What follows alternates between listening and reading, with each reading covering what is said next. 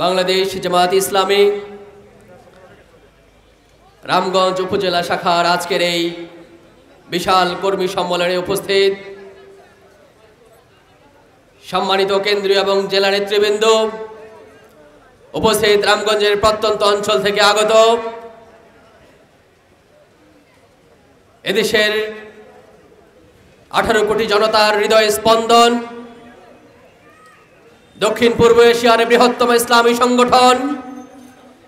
বাংলাদেশ জামায়াত ইসলামীর প্রাণপ্রিয় কর্মী ভাইয়েরা, আসসালামু আলাইকুম ওয়া রাহমাতুল্লাহি ওয়া বারাকাতুহু। মহান আল্লাহ রাব্বুল আলামিনের দরবারে মস্তক অবনত চিত্তে শুকরিয়া আদায় করছি, যে মহান অশেষ কৃপার দয়ায় আমরা দীর্ঘ 17টি বছর জালিম স্বৈর শাসকের জুলুম নির্যাতনে নিষ্পেষিত হয়ে সেই 2024-এর স্বাধীনতা সংগ্রামের মধ্য দিয়ে 5ই আগস্ট আমাদের শত শত ভাইয়ের রক্তের বিনিময়ে অর্জিত এই স্বাধীনতার মধ্য দিয়ে আজকে আমরা এই বিশাল কর্মী সম্মেলন করার সুযোগ হয়েছে। মহান আল্লাহর দরবারে মস্তক অবনত চিত্তে শুকরিয়া আদায় করছি, আলহামদুলিল্লাহ। দরুদ ও সালাম পেশ করছি বিশ্ব মানবতার মুক্তির দূত, সর্বকালের সর্বশ্রেষ্ঠ নেতা, সর্বকালের সর্বশ্রেষ্ঠ মহামানব,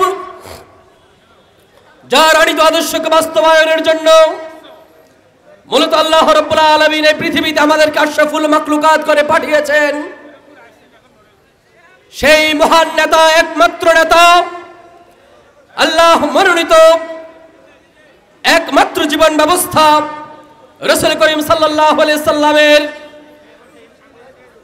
প্রতি দরুদ পেশ করছি সাল্লাল্লাহু আলাইহি সাল্লাম। বদর, উহুদ, তাবুক, খন্দক থেকে শুরু করে যুগে যুগে আল্লাহর এই জমিনে আল্লাহর দ্বীন প্রতিষ্ঠার জন্য যে সকল মুর্দে মুজাহিদ তাদের তাজা প্রাণকে বিলিয়ে দিয়েছেন,